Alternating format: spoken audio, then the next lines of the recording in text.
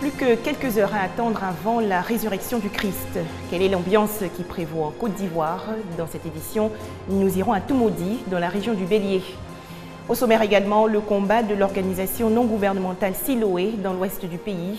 Elle a présenté récemment ses activités pour une meilleure protection des femmes et enfants. Enfin, dans quelques instants, le réseau ivoirien pour l'éducation pour tous va faire le bilan de ses activités 2013-2015. Madame, Monsieur, bonsoir. Je vous le disais, il ne reste que quelques heures avant Pâques et les populations affichent déjà leur impatience. Dans la région du Bélier, par exemple, la ville de Toumoudi est dans l'effervescence. Regardez ce reportage de Franck Quadio.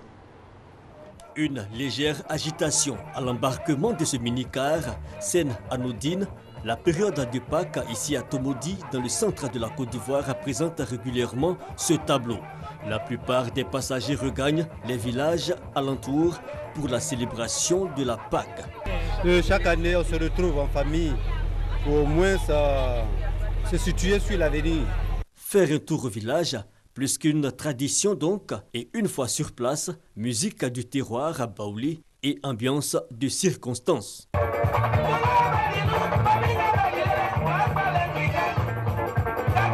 Mais Pâques, ce n'est pas que l'effervescence dans les villages. Retour à Toumoudi. Ces espaces de consommation ont fait la renommée de la ville pour les célèbres menus qui proposaient jadis plusieurs variétés de rongeurs. Aujourd'hui, précaution anti-Ebola oblige, ces femmes se mettent à la préparation exclusive du poisson. Les gens viennent un peu, ils viennent. Comme ils viennent qu'il n'y a pas de viande de brousse là, ils parlent. Préparez viande de brousse là, on va manger. J'ai dit, on dit c'est maladie. Et c'est nous, on va tuer les gens. On ne peut pas préparer. C'est le jour où le gouvernement dit qu'on n'est qu'à préparer, là, on va préparer. Situation incommodante pour les clients qui ont fini par s'y habituer. Au début, c'était difficile, mais maintenant, ça passe.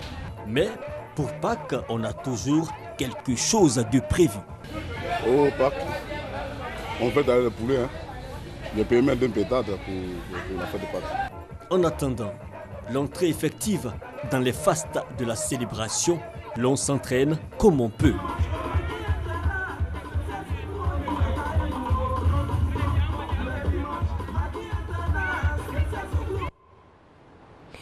La protection des droits de la femme et de l'enfant, toujours préoccupante dans l'ouest du pays.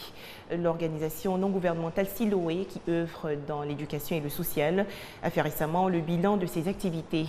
Elle a présenté ses centres d'insertion professionnelle et autres campagnes de sensibilisation. Les explications de Eve Boué.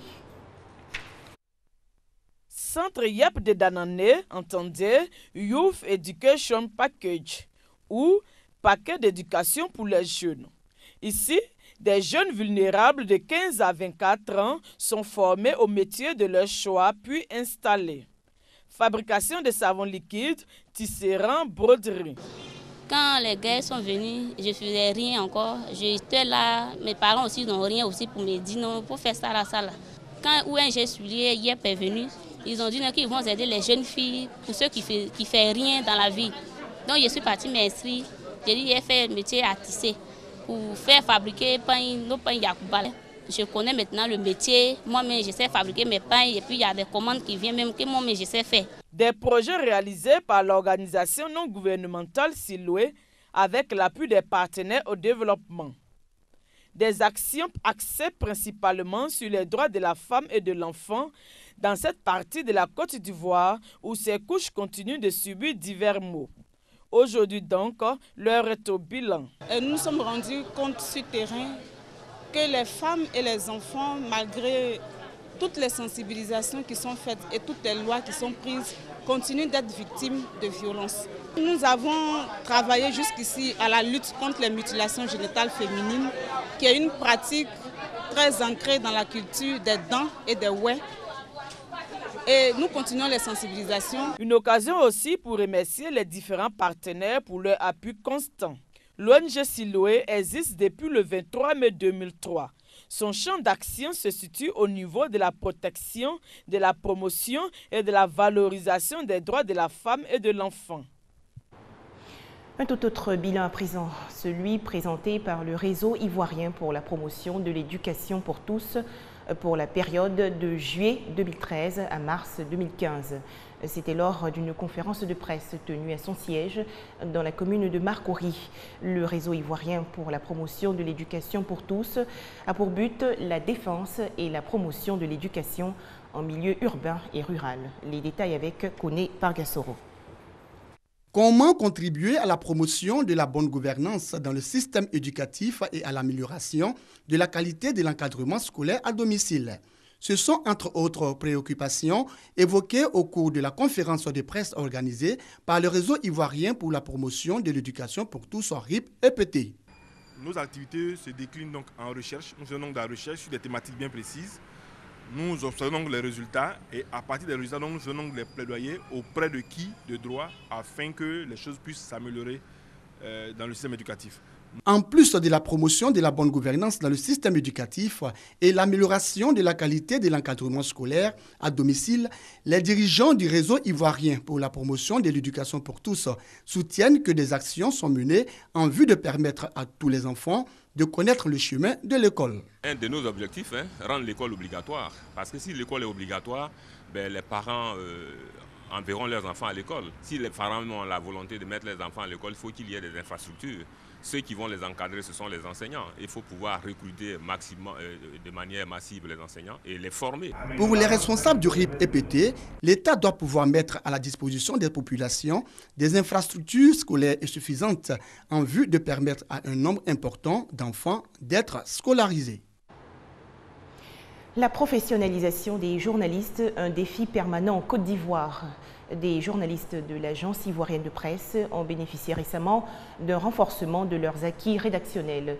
Il s'agissait également d'outiller les participants en prélude des élections présidentielles d'octobre prochain. On en parle avec Éric Goré. En période électorale, la tension est généralement vive et les journalistes sont souvent accusés d'être à l'origine des conflits pour leurs écrits. Pour prévenir cette situation, l'agence ivoirienne de presse forme ses correspondants régionaux sur le traitement objectif de l'information en période électorale. C'est une mise à niveau. Et aussi, on a de nouveaux correspondants. Je pense que la moitié des nouveaux correspondants, donc eux, c'est quelque chose qu'ils n'ont jamais couvert de campagne électorale. Donc on a jugé utile de les rencontrer rapidement avant que la pré-campagne même ne commence. Les papiers arrivent à la rédaction. Souvent, ils ne sont pas conformes à la dépêche, donc il faut leur rappeler un peu l'architecture d'une dépêche. Les participants qui savent désormais leur rôle dans cette période sensible se disent prêts à mettre en pratique les enseignements reçus. On nous a demandé de respecter l'éthique et la déontologie et c'est ces consignes claires que l'agence ivoirienne de presse nous a données pour pouvoir couvrir les élections à venir. Vous savez qu'aujourd'hui la presse est accusée à tort ou à raison. Il s'agit pour nous de réviser tout ce qui est code de la déontologie, tout ce qui est technique d'écriture en agence, tout ce qui est rapport, relation avec les partis politiques. Cette formation des correspondants de l'AIP est une initiative conjointe du ministère de la Communication et de l'ambassade des États-Unis. La femme musulmane doit prendre une part active dans le processus de développement de la Côte d'Ivoire. C'est ce qui ressort de la 4e édition des journées récréatives à l'intention de la femme musulmane. Une initiative de la section féminine de l'Association des jeunes musulmans en Côte d'Ivoire. L'événement s'est tenu à la grande mosquée de la Riviera-Golfe dans la commune de Cocody. Des précisions de Ami Sissoko. Des journées récréatives de la femme musulmane en Abidjan, une idée de la section féminine nationale de l'Association des jeunes musulmans en Côte d'Ivoire. Au cœur de cette 4e édition, l'ambition affichée, l'encadrement des musulmanes tout en mettant l'accent sur la formation de la jeune fille. Nous sommes des éducatrices, nous avons besoin d'une grande connaissance au niveau de notre religion pour pouvoir rendre ces connaissances-là à nos enfants pour avoir une nation vraiment forte. 500 participantes venues de toutes les régions de la Côte d'Ivoire. Elles ont 4 jours pour tout savoir sur la meilleure éducation à offrir à la jeune fille et aussi mieux gérer la polygamie, un problème qui divise très souvent. Le problème que soulève en général, c'est souvent des problèmes relatifs à la compréhension des exigences de la religion eux aussi des problèmes de prise en charge de leurs études. Et donc nous essayons de leur apporter des solutions. La formation même de la femme en ce qui concerne la lecture coranique est un peu nouveau pour moi. C'est quelque chose que j'ai appris de positif et je pense que ça va me servir pour l'avenir. En général, les femmes, dans la prise de décision, dans la participation des formations, si la femme est éduquée, elle peut aisément éduquer toute une masse, toute une nation.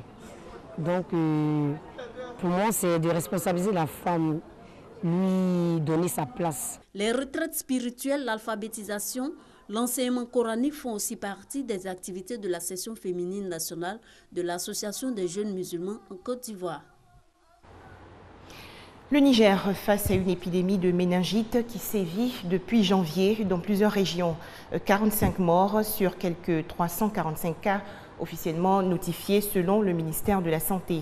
Les autorités sanitaires précisent que le pays a mobilisé plus de 10 000 doses de vaccins en vue de circonscrire la maladie. 3 jours de deuil national décrété aujourd'hui au Kenya après l'attaque le 2 avril dernier de l'université de Garissa près de la frontière somalienne. Le président kényan Uhuru Kenyatta promet de répondre le plus sévèrement possible. Déjà, 5 suspects ont été arrêtés. Les corps dénudés et ensanglantés de 4 membres présumés du commando islamiste exhibés par la police dans les rues de Garissa. Les islamistes Shebab, quant à eux, menacent le gouvernement kényan d'une guerre longue et sanglante. En Thaïlande, la junte veut mettre au pas les moines bouddhistes. Plusieurs temples sont en effet accusés de détournement de fonds et de corruption. Faire des offrandes est un geste du quotidien en Thaïlande. Dans ce pays très largement bouddhiste, donner de l'argent aux moines est perçu comme un moyen d'améliorer son karma et sa chance dans cette vie, mais aussi dans la prochaine. Je peux venir ici et mettre 100 bahts ou 20 bahts dans chaque urne. Mais loin de l'image ascétique du bouddhisme, de nombreux temples ont mis en place des gadgets pour inciter les fidèles à donner de l'argent. Une dérive mercantile qui choque certains, d'autant plus que les scandales de corruption s'accumulent.